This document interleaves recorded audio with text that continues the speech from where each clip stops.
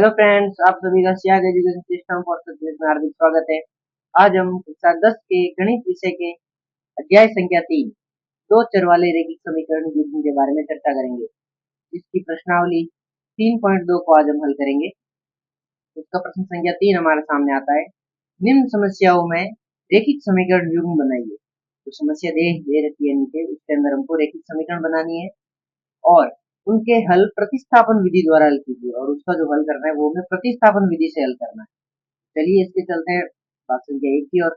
भाग संख्या 1 के अंदर हमारे सामने दे रखा है दो संख्याओं का अंतर 26 है। कोई दो संख्या है, उनके बीच में जो अंतर है वो 26 है और एक संख्या दूसरी संख्या की 3 गुनी है, यानी एक संख्या है वो दूसरी संख्या की 3 गुना ज्यादा बड़ी है। तो वो संख्या हमें ज्ञात करनी है। तो चलिए शुरू करते हैं। सबसे पहले हमें पहली संख्या को x मान लेना है और दूसरी संख्या को y मान लेना है।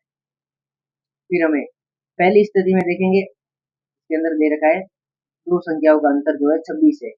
x माइनस वाई बराबर 26 कर लेंगे हम। फिर आते हैं हम इनकी दूसरी स्थिति पर। दूसरी स्थिति के अंदर हमको क्या दे रखा है, एक संख्या दूसरी संख्या की 3 गुनी है, यानी जो x है वो y की 3 गुनी है, यानी y को 3 गुना करेंगे तब वो x के बराबर होगी। दूसरी स्थिति के अंदर हमको ये बता रखा है। इसे मान लेंगे हम पहली स्थिति को समीकरण 1 और दूसरी स्थिति को मान लेंगे हम समीकरण संख्या 2। उसके बाद में x का जो यहाँ पर मान है, दूसरी स्थिति में x का मान लिया था वो हम रखेंगे समीकरण संख्या 1 के अंदर। तो समीकरण 1 का मान रख देते हैं, x की जगह 3y है तो 3y लिख दिया और बाकी पहली समीकरण पूरी सेम लिखनी है, यानी माइनस वाई बराबर 26। उसके बाद में इन दोनों को जोड़ देंगे तो 3y माइनस वाई, तो ये घट रहा है 1y और यहाँ पर 3y है तो पीछे बचेगा 2y बराबर 26।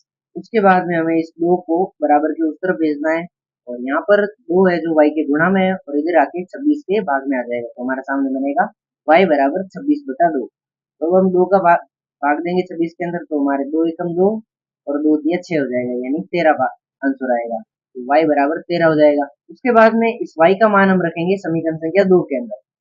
तो रखते हैं x की जगह x और 3 की जगह 3 रख देंगे और y की जगह हम लिख देंगे 13। 13 इंटू 3 करेंगे तो हमारे सामने आंसर आता है 39, जो होगा x की मान। इसी के साथ कंप्लीट होता है भाग संख्या 1। फिर हम आते हैं इसके भाग संख्या 2 के अंदर। भाग संख्या 2 के अंदर हमारे सामने जो प्रश्न दे रखा है, दो संपूरक कोणों में बड़ा कोण छोटे कोण से 18 डिग्री अधिक है। यानी दो संपूरक कोण है, इसमें से जो बड़ा कोण है वो 18 डिग्री अधिक है छोटे कोण। इनमें से हमको दोनों कोणों को ज्ञात करना है। तो चलते हैं इसको हल करते हैं। इसके अंदर हम सबसे पहले मान लेते हैं बड़ा कोण बराबर x, बड़े कोण को x मान लेते हैं और छोटे कोण को मान लेंगे हम y।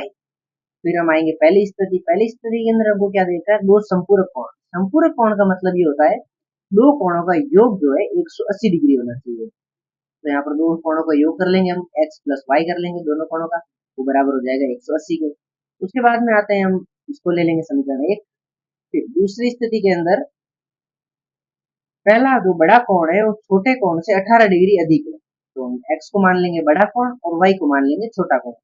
तो y के अंदर यदि हम 18 जोड़ेंगे तो वो x के बराबर होगा, क्योंकि वो 18 डिग्री कम है छोटा कोण है जो। तो ये लिख दिया हमने समीकरण, इसे हम मान लेंगे समीकरण संख्या 2।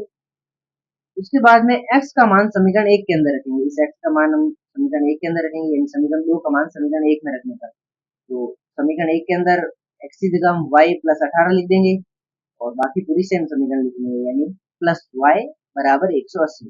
अब हम इस y और y को जोड़ देंगे और 18 प्लस 2y हो जाएगा, बराबर में 180 का 180 है। अब इस 18 को बराबर के उस तरफ भेजेंगे तो यहाँ पर ये प्लस में इधर आके माइनस में हो जाएगा। तो 180 माइनस 18 हमारे सामने आता है 162। फिर हम इस 2 को बराबर के उस तरफ लेके जाएंगे, क्योंकि यहाँ पर ये y के गुणा में है, बराबर में इधर आकर के 162 के भाग में आ जाएगा। तो हम 2 का भाग देंगे 162 के अंदर, तो यहाँ पर भाग देने पर 2 8 16 होगा और 2 एकम 2 यानी 81। तो y बराबर हमारे सामने आ गया 81। उसके बाद में इस y का मान हम रखेंगे समीकरण संख्या 2 के अंदर। तो x बराबर y की जगह 81 लिख देंगे और प्लस में 18। 81 प्लस 18 करेंगे तो हमारे सामने आंसर आएगा 99। ये हो गया हमारे सामने x का मान। इसी के साथ कंप्लीट होता है प्रश्न संख्या 3 का भाग संख्या 2। मिलते हैं दोस्तों अगले वीडियो के अंदर।